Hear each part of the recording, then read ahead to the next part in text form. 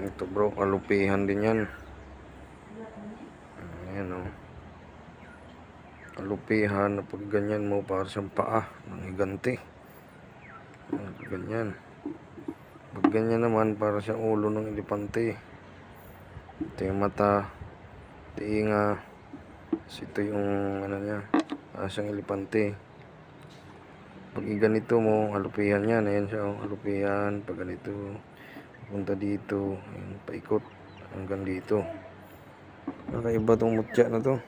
Ayan o, napakatigas niyan. Ayan.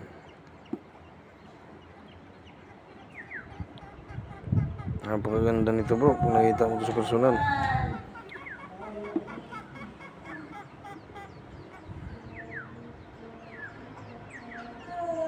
Sa aura niya pa lang. Pag ganyan talaga para siyang elepante.